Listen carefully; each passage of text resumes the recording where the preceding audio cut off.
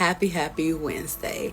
Hopefully everybody's afternoon is going well. I had to pause. I want to jump on with this quick message around alignment, around purpose, walking in your purpose and being receptive when things happen to show you that you are on that path. Okay, so really quick, we all have our weaknesses, we all have our flaws, we all have our challenges, we all have things we're working on, right? Okay, so one of the things that I have been working on all my ever-loving life is emotional regulation.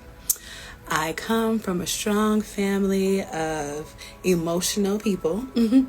And, when I was younger in my environment, there was a lot of yelling, there was a lot of cursing, there was a lot of fussing, a lot of trauma, a lot of background experiences from my adults that were passed on to me that I had to navigate, through my childhood and things like that.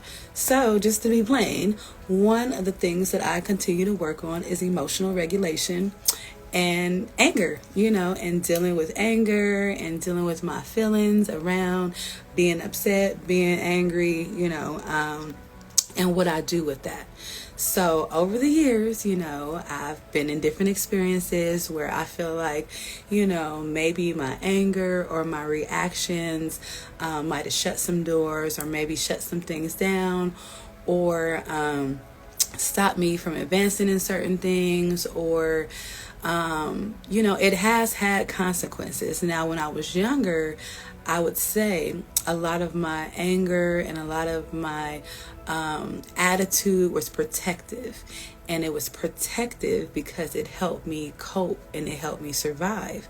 But once I coped and survived, childhood and was growing up into adulthood, then I was noticing different situations where anger or temper or losing my control and going from 0 to 100 real quick was becoming more detrimental and more harmful and just causing different things that I just didn't like. So over the years, I've been taking accountability for my emotions and regulation and my anger. In 2018, unfortunately, my father had lost his ID and his information, and he went into the post office and he was trying to get into his post office box, and the person wouldn't let him in. They wanted his ID, they wanted some verification, but the stuff was in the box because he had gotten it sent there. So essentially the person that he was working with, gave him a lot of attitude, gave him a lot of pushback, was not making it easier for my dad to get into his post office box. And just a little backwards, my dad struggled with mental health issues his whole life. He struggled with some bipolar, some depression, some things, some anger, some things his whole life. So did my mom. She struggled with some mental health issues and some anger and some things all her life. So unfortunately, in 2018, and for me, I actually didn't know this happened because in May of 2018, my mom had passed away. I just actually had met my dad in like 2016, and I didn't have him in my life. He found me, we met, we had about a good year together. He was getting to know the kids, he was getting to know me, we were getting to know each other, and we were in each other's life. In May of 2018, I found my mom. She had passed away from a heart attack, and my dad, he came to her funeral in May, and we were connecting still, and then maybe like a month later he just disappeared. So just imagine in 2018 I was dealing with the loss of my mom, and then my dad, who I had barely reconnected with for about a year, just like disappeared. So I was like, okay, well, where is my dad? And come to find out, in December of 2018, he had wrote me and he had explained that pretty much in this post office he had lost his temper. In a fit of anger, he lost his temper, he yelled, he cursed, he screamed, he said whatever he shouldn't have said in the post office, which is a governmental location. So whatever he said was classified as a government threat. And so he did not have a weapon, he did not attempt to harm anybody. He simply lost his control and reacted in anger and cussed some people out and said some things he shouldn't have said. And when he walked out of the post office, the police were there to arrest him at how old was he? Like maybe 61. They were there to arrest my senior dad and take him to the county. And he, because of previous incidences, 3 strikes or this or whatever in his younger years, not even things that he had been through currently, but because of things in his younger years, they classified him as a threat, and this was a felony assault, in the post office. And I believe they gave my dad 3 years in federal jail because, of him going off in the post office. And so I found this out at the end of 2018. My mom had been gone since May, and I found this out in December that my dad, who I just met and built a relationship, had lost his temper and had went to jail. So 2019, 2020, 2021, during COVID, he was in jail. Writing me, calling me, still getting to know me. I'm still getting to know him. We're forming our relationship while I'm grieving the loss of my mom, while I'm grieving the loss of this relationship with him. We're still communicating. Something happens in the population of jail where he has to defend himself, where the whole jail has to defend themselves. There's some riots, there's some fights, there's some things that break out. And my dad is not a part of it. He has been in jail and he has been taking classes, anger management, substance abuse, getting college credits, getting all kind of stuff, role model. He is in there preaching, being a pastor, a preacher, role model in this system. And it cracks off in jail. And so my dad has to defend himself because somebody comes at him and they intend to take his life. So my dad is not going to lay down and give his life up like that. So he defends himself. And in defending himself, and everybody that defended himself and said riot, they were given more time. So because my dad lost his temper in the post office and said things that he should have not said, he got 3 years in jail in his 60s. And then because he had to defend himself while in jail during a riot, he got 2 more years added to his time. So he initially was supposed to be out in he got in there 2018. In 2021, he was supposed to be out. They gave him some more years. And during those years, he took college classes. He got credits. Once again, he was on his medication, dealing with his mental health issues. He was a mentor. He was a role model. He was, he would call and check on me, write me letters. He was doing well. So finally, in 2023, around August, they let him know he's going to be up to be released. So we're excited. He's thinking he's going to be released, before Christmas. Comes to find out it's not going to be around before Christmas. It was going to be like Christmas Eve. And then they told him, well, you can't get released on the holidays, as if they didn't know that. So he was released shortly after Christmas of 2023. He was so excited to meet up with me, to meet up with the kids. But unfortunately, when you are released on parole and you are released into a halfway house, you have to stay in said house and you have to abide by certain things for like 90 days or something, where you have to go to your classes, check in with your parole officer, and do certain things. But you can't leave the vicinity. You can't leave the city. You have a curfew. You have all these type of things. So when my dad got out in December, and we talked on the phone and he told all this stuff to me, he was so excited about meeting with me when he was going to get off of this 90 days. We were talking and, we were communicating and things were going well. Unbeknownst to me, I'm thinking it was required for him to be on medication, because when you are in the system, they require you to go to therapy. They require you to go to take a medication for your mental health issues. They have your issues and they make you do the things that you are supposed to do. So in my mind, I'm thinking my dad got out and he was so happy that he survived jail and he survived riots and fighting for 5 years under God. And he had got credits, and he was a role model. And he was meeting with his parole officer, taking these classes. He was getting excited about money that Social Security was going to be deposited and stuff. They were going to help him find a place, all these type of things. So I'm thinking my dad decided that he was not going to take his medication. That's the only thing I can think of, that he decided that once he got out, that he had God, that he had Jesus, that he had support, that he wasn't going to need to take this medication or whatever the case may be, because we don't know what happened after that. One day we were talking in January, and then a couple of weeks later he was sending me text messages that showed me that he was not in the mental space.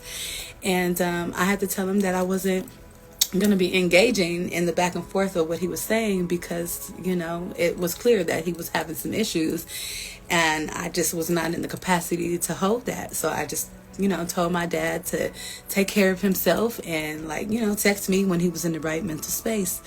But unfortunately that never happened. And in April of last year, he wandered out in the middle of the street on Century and Western, and he was killed by a hit and run driver. And so last year, in April, as I was going through my grieving process, and also as I have been continually dealing with my anger and my emotional regulation, one of the ways that I decided to cope was to get certified in anger management techniques and advanced grief techniques. So when you see me posting certifications that I am now an advanced grief specialist and that I am an anger management specialist, these things came from me wanting to deal with my own grief behind losing my dad, behind losing my mom, my own anger that I have struggled with, with parents that both have mental health issues. And I wanted to address my mental health needs and make sure that I would not dysregulate and lose my cool and go to 0 to 100 real quick and end up in jail or end up in the system, or dead. So personally, I wanted to share that story. This is the reason why that I'm an advanced grief specialist. This is the reason why I'm an anger management counselor, because I am working on healing myself while I'm working on bringing the skills and the tools and techniques to others. So just to put this in perspective, this Saturday I am hosting my very first anger management support group. And this support group is going to talk about triggers and talk about coping skills, how to recognize your anger, how to recognize the levels of it, what to do to calm down so you're not a detriment to yourself and a detriment to others, so you don't hurt yourself or others, so you don't make the situation worse. I created an anger management support group to help me with my own anger and to help others with anger. And I will say, oftentimes when I'm creating things, oftentimes when I'm in the space of creating things, my ego pops in and says, nobody's going to come. Nobody cares. Why do you keep doing this stuff? Like, what are you really doing it for? Like, you're just going to be there talking to yourself. Why don't you just work and see your clients? And why do you got to do all this extra stuff? So sometimes in my mind, I, battle with myself for all the things that I decide to put in place. And it's that, can I do it? Are people going to come? Are people going to show up? Is it going to make an impact? Is it going to mean something? These are the things that I question when I'm doing things, when I'm going after my goals, when I'm trying to accomplish stuff. So I want to encourage you, if you are questioning yourself, do it. Do it scared. Do it doubtful. Do it if you don't have all the answers. So this week I was questioning myself as I'm preparing and sending out email information about my anger management support group, as I'm sharing it on Instagram, as I'm talking about it. I'm still quite, questioning myself of do I really want to do this? Should I really do this? So this week, I was going through the mail on Monday, looking for certain packages and looking for mail, that I hadn't seen, but I know that got delivered. So I was running around my house looking in all the spaces of where mail could be. So this was Monday. So yesterday, I had a pile of mail and I saw a letter from my dad there. Now, mind you, he sent me letters, like 2-3 letters a week. He would call me, collect like 3 times a day till he reached me. I have a box of letters that he wrote me. Some I haven't even read all of them yet. Some I go back and read. So I found a letter in my search on Monday looking for some other mail, and I put it to the side. I hadn't opened it. It wasn't open yet.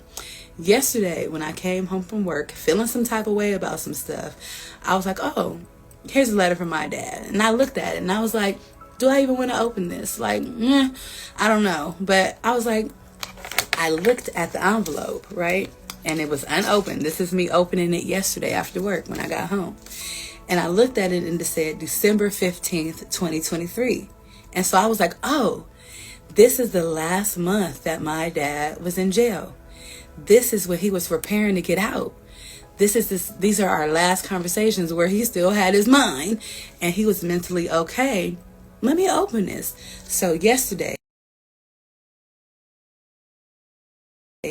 and I opened it up, and it was not actually, well, it is a letter from my dad in here, but the first thing I saw when I opened it up, this is what I opened up, and it says, recognition of completion for Jamal Abdul.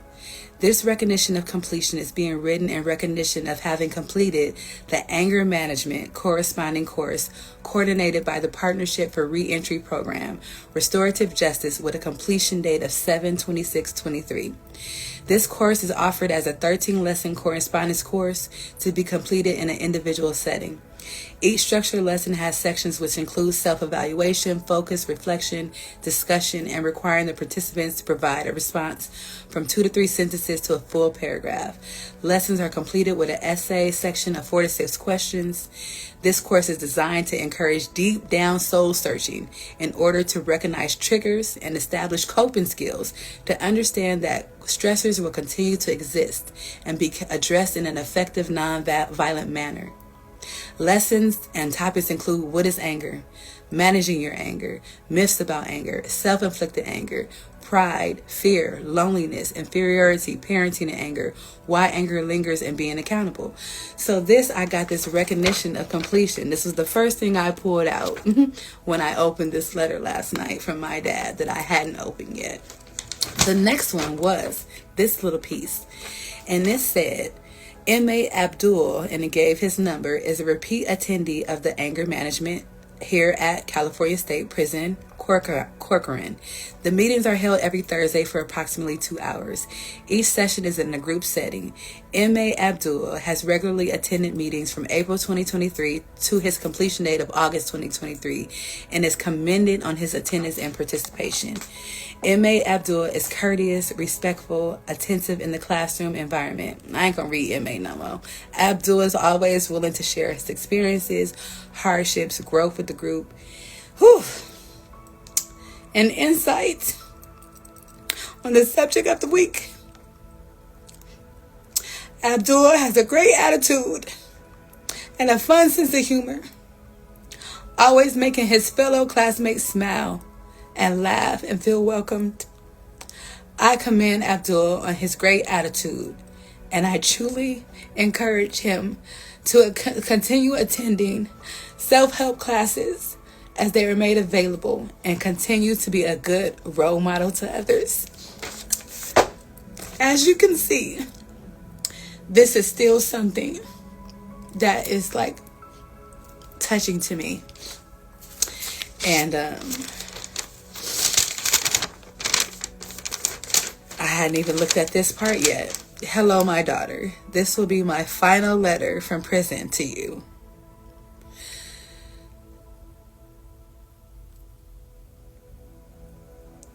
I'm not going to even continue on reading this.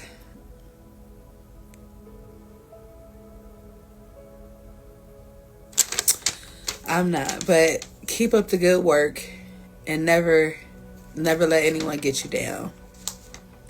My advice to you is only to get right with God and stay right with Him. This was his last letter to me. And this was the last thing that he sent to me, before he was released. So opening this yesterday and reading it yesterday gave me, a boost. And obviously, I am aligned in what I'm doing. Obviously, I am on the right path.